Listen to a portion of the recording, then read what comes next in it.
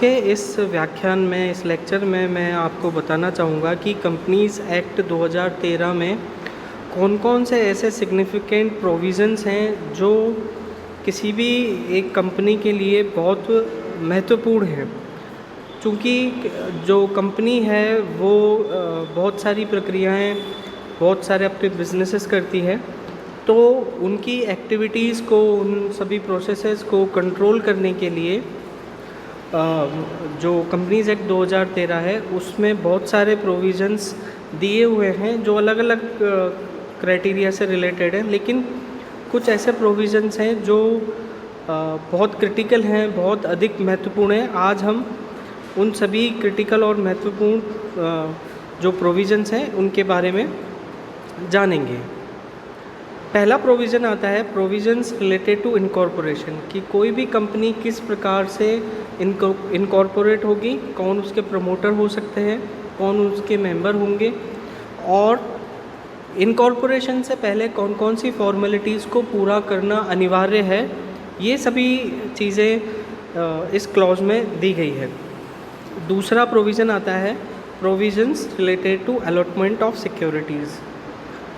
जैसा कि हम जानते हैं कि कंपनी की कैपिटल रिक्वायरमेंट्स के लिए जो कंपनी है वो जो रिटेल इन्वेस्टर्स हैं या जो इंस्टीट्यूशनल इन्वेस्टर्स हैं उनको अपना कंपनी का एक हिस्सा बेचकर उनसे वो कैपिटल एक्वायर करती है।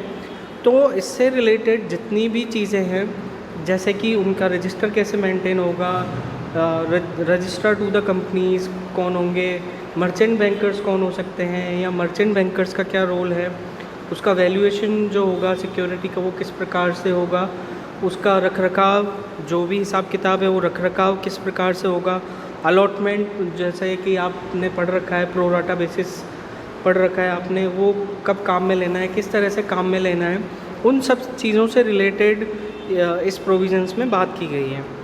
तीसरा प्रोविज़न आता है provisions related to internal management and administration. Company आंतरिक रूप से किन रूल्स रेगुलेशन का इस्तेमाल करती है, क्या कंपनी में पूरी तरह से डेकोरम मेंटेन रहेगा या नहीं रहेगा, उससे रिलेटेड जो चीज़ें हैं मैं आपको यहाँ पे ये भी बताना चाहूँगा कि हमारे जो मेमोरेंडम ऑफ एसोसिएशन और आर्टिकल ऑफ एसोसिएशन जो है वो भी इनकी जो इंटरनल डेकोरम है कंपनी का, जो डिसिप्लिन है, उनको मेंटेन करने में बहुत सहायक होते हैं। तो यहाँ पर ये प्रोविज़न ये बताता है कि कौन कौन सी ऐसी चीज़ें हैं, कौन कौन से ऐसे रूल्स रेगुलेशन हैं जिनको रिटन फॉर्मेट में रखना है और किस तरह से ऑर्गेनाइजेशन स्ट्रक्चर बनाना है ताकि क्रॉस चेकिंग भी होती रहे, यदि कोई फ्रॉड है तो उसका पता जल्दी से जल्दी लग जाए। तो इस तरह के प्रोविज़न्स इसमें शामिल किए गए हैं। नेक्स्ट प्रोविज़न है provisions related to books of accounts.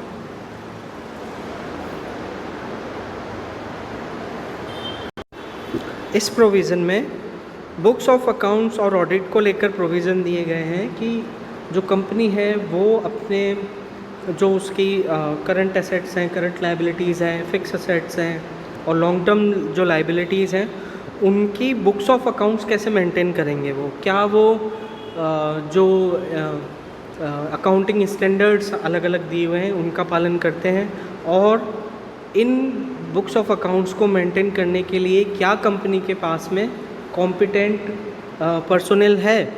तो इन सब चीज़ों से रिलेटेड जो भी है, जैसा कि चाहे वो फाइनेंशियल रिपोर्टिंग हो, चाहे अकाउंटिंग रिपोर्टिंग हो, चाहे वो ट्रांजैक्शन को रिकॉर्ड करना हो, क्लासिफाई करना हो, अलग अलग इन्वेस्टमेंट करने हो, ऑडिटर जो होंगे वो कौन होंगे।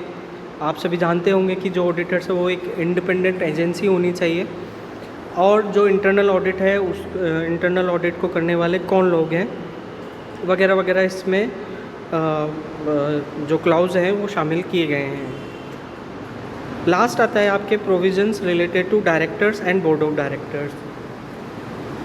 कंपनी चूँकि एक लीगल और आर्टिफिशियल पर्सन है, वो स्वयं निर्णय नहीं ले सकती है, लेकिन कंपनी के बिहाव पर उसका जो बोर्ड है, बोर्ड ऑफ डायरेक्टर्स हैं, और उनके जो मेंबर डायरेक्टर्स हैं वो इस कंपनी के बिहाफ पर अपना जो भी उनका जजमेंट है, जो भी डिसीजन है, वो डिसीजन मेकिंग कर सकते हैं।